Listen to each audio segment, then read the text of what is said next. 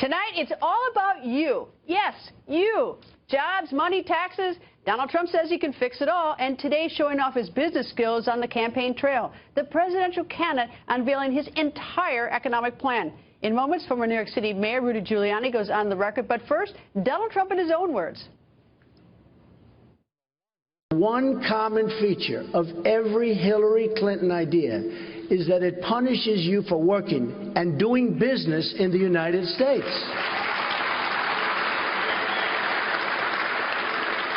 Every policy she has tilts the playing field towards other countries at our expense.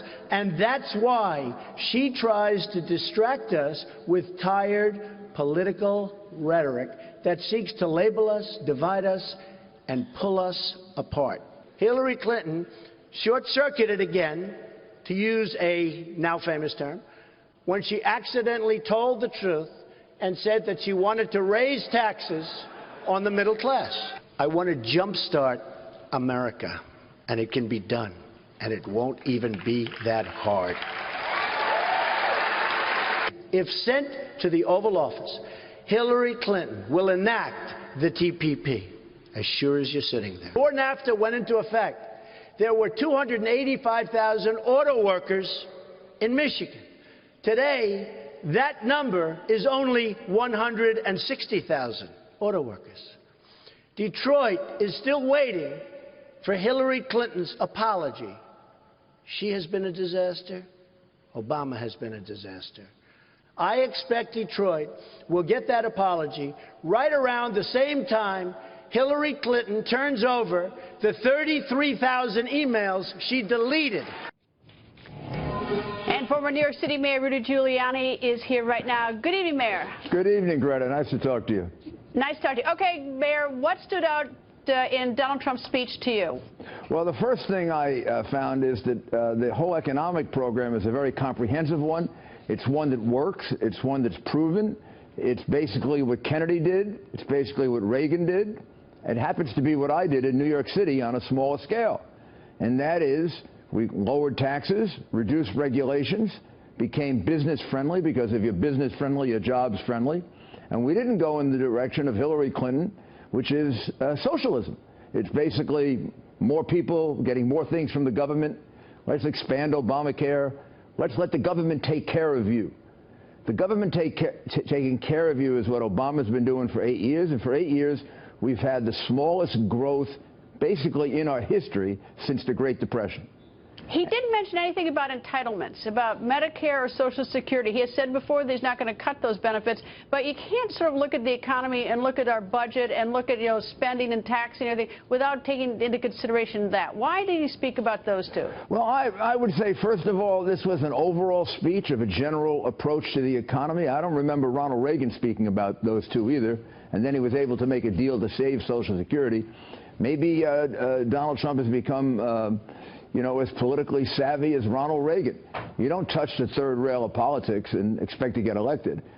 Ronald Reagan ran on almost exactly the same things that Donald Trump is running on, I ran on, and many governors who have turned around states. And those decisions have to be made where you got to bring the other party into it so that they bear some responsibility for it. It's the wisdom that President Obama lacked with Obamacare by not bringing the Republicans in for some kind of a compromise. And Donald Trump understands we're going to have to deal with entitlements, but what he doesn't want to do is frighten the American people and fall into the trap that Republicans fall into all the time, which is that we don't want to take care of elderly people, we don't want to take care of children, we don't want to take care of people who are sick.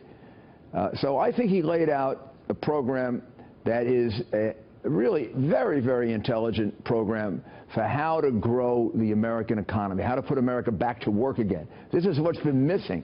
To reduce the corporate tax from 35% to 15% will bring billions and billions of dollars into the United States and millions of jobs. And I'm going to tell you why I know that's true. Because on my little small scale of New York City, that's what I did. And when I did it, everyone told me I was going to create a recession, I was going to create a deficit. Well, I already had a deficit. Everybody said what Hillary Clinton said today. And they all turned out to be wrong. I turned a $2.5 billion deficit into a $3.5 billion surplus. I cut unemployment in half. I got 600,000 people off welfare. And I had more people working in New York City since nobody can remember when. All right. Do you think that his speech today, you know, there are a lot of Republicans who've had their feathers ruffled by Donald Trump, just to put it like, I'll have them done. Do you think today that he in any way sort of calmed those people down, sort of got them on the Trump train? He's got the added problem that now someone has thrown his hat in the ring, another Republican to run, which may sort of chip off a few votes. But did he change things within his own party today? Yes, I believe he did. He's not going to win them all over. I think that group of former officials, you know, that came out against him, I think they made the point that Donald Trump, make no mistake about it, is running against the Washington insiders. He's running against the way things are now for change. So there are going to be Republicans who oppose him. But he'll make that up with independents. He'll make it up with some Democrats. If you're for the way things are now and the way they have been for the last 10 or 12 years, then vote for Hillary Clinton. If you want to change it, vote for Donald Trump. And all those public officials who came out today, who were Republicans, and said all those things about Trump, made Trump's point. He is running against the Washington corrupt, rigged system that leaves out the little guy. Mayor, thank you for joining us.